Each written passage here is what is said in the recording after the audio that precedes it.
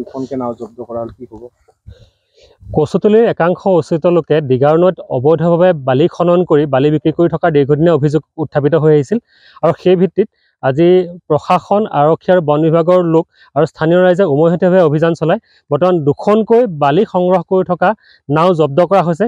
এই বালি সংগ্ৰহ কৰা নাওসমূহে ৰাতিপুৱাৰ ভাগতে দিগাৰ নৈত বালি সংগ্ৰহ কৰে, অবৈধভাৱে বালি খনন কৰে আৰু সেই বালিসমূহ তেওঁলোকে বিভিন্ন বাহনত সোণাপুৰ ক্ষেত্ৰী হহৰা আদি অঞ্চললৈ সৰবৰাহ কৰি এক অবৈধ ব্যৱসায় গঢ়ি তুলিছিল আৰু সেই বালি বিক্ৰী কৰা ধনেৰে বৰ্তমান তেওঁলোকে উচ্চ ন্যায়ালয় আৰু উচ্চতম ন্যায়ালয়ত তেওঁলোকে গোচৰ চলাই থকাৰ আমি খবৰ লাভ কৰিছোঁ। গতিকে এনেধৰণৰ অবৈধ বালি সংগ্ৰহ কৰা যি প্ৰক্ৰিয়া, সেই প্ৰক্ৰিয়া বন্ধ কৰাৰ বাবে আমি প্ৰশাসনক, বন বিভাগক, আৰক্ষীক আমি দীৰ্ঘদিনীয়া দাবী উত্থাপন কৰি আছিলোঁ। আজি যুটীয়া অভিযান চলাই দুখনকৈ নাও জব্দ কৰা হৈছে আৰু বাকী যিসকল এই ব্যৱসায়ৰ সৈতে জড়িত ব্যক্তি আছে, যিসকলে ৰাতিপুৱাৰ ভাগত এনেধৰণে অবৈধভাৱে দিগাৰ নৈত বালি সংগ্ৰহ কৰে, আমি আটাইকে গ্ৰেপ্তাৰ কৰি জেল হাজতলৈ প্ৰেৰণ কৰাৰ বাবে দাবী জনাইছোঁ। সমান্তৰালভাৱে যিসমূহ নাও এই আজিৰ অভিযানত বাদ পৰি গৈছে, সেই নাওসমূহক আমি জব্দ কৰিবলৈ দাবী। দুখনকে নাও জব্দ কৰা কি হব? কচুতলীৰ একাংশ উচিত লোকে দিগাৰ নৈত অবৈধভাৱে বালি খনন কৰি বালি বিক্ৰী কৰি থকা দীৰ্ঘদিনীয়া অভিযোগ উত্থাপিত হৈ আহিছিল আৰু সেই ভিত্তিত আজি প্ৰশাসন আৰক্ষী আৰু বন বিভাগৰ লোক আৰু স্থানীয় ৰাইজে উমৈহতীয়াভাৱে অভিযান চলাই বৰ্তমান দুখনকৈ বালি সংগ্ৰহ কৰি থকা নাও জব্দ কৰা হৈছে।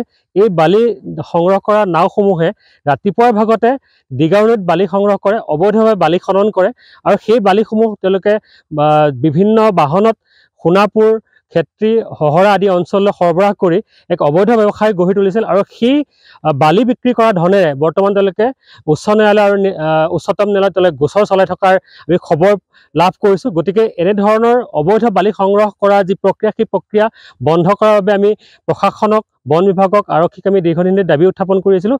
আজি যুটীয়া অভিযান চলাই দুখনকৈ নাও জব্দ কৰা হৈছে আৰু বাকী যিসকল এই ব্যৱসায়ৰ সৈতে জড়িত ব্যক্তি আছে, যিসকলে ৰাতিপুৱাৰ ভাগত এনেধৰণে অবৈধভাৱে দিগাৰ নৈত বালি সংগ্ৰহ কৰে, আমি আটাইকে গ্ৰেপ্তাৰ কৰি জেল হাজতলৈ প্ৰেৰণ কৰাৰ বাবে দাবী জনাইছোঁ। সমান্তৰালভাৱে যিসমূহ নাও এই আজিৰ অভিযানত বাদ পৰি গৈছে, সেই নাওসমূহক আমি জব্দ কৰিবলৈ দাবী জনাইছোঁ। দুখনকে নাও জব্দ কৰা কি হব? কচুতলীৰ একাংশ উচিত লোকে দিগাৰ নৈত অবৈধভাৱে বালি খনন কৰি বালি বিক্ৰী কৰি থকা দীৰ্ঘদিনীয়া অভিযোগ উত্থাপিত হৈ আহিছিল আৰু সেই ভিত্তিত আজি প্ৰশাসন আৰক্ষী আৰু বন বিভাগৰ লোক আৰু স্থানীয় ৰাইজে উমৈহতীয়াভাৱে অভিযান চলাই বৰ্তমান দুখনকৈ বালি সংগ্ৰহ কৰি থকা নাও জব্দ কৰা হৈছে।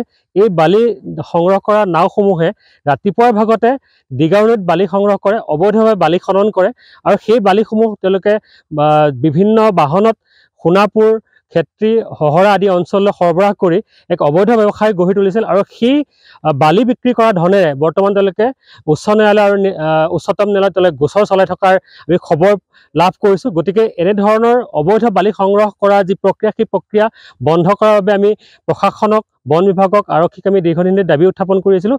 আজি যুটীয়া অভিযান চলাই দুখনকৈ নাও জব্দ কৰা হৈছে আৰু বাকী যিসকল এই ব্যৱসায়ৰ সৈতে জড়িত ব্যক্তি আছে, যিসকলে ৰাতিপুৱাৰ ভাগত এনেধৰণে অবৈধভাৱে দিগাৰ নৈত বালি সংগ্ৰহ কৰে, আমি আটাইকে গ্ৰেপ্তাৰ কৰি জেল হাজতলৈ প্ৰেৰণ কৰাৰ বাবে দাবী জনাইছোঁ। সমান্তৰালভাৱে যিসমূহ নাও এই আজিৰ অভিযানত বাদ পৰি গৈছে, সেই নাওসমূহক আমি জব্দ কৰিবলৈ দাবী। মোৰ লখিমী কেইজনীয়ে ইমান বেছিকৈ গাখীৰ দিয়ে, মনটো একেবাৰে ভাল লাগি যায়। বিয়মৰ দানা খোৱাৰ পৰা মই বেছিকৈ লাভৱান হৈছোঁ। আপোনালোকেও বিয়মৰ দানা খুৱাওক আৰু এইটো বেছিকৈ লাভ কৰক।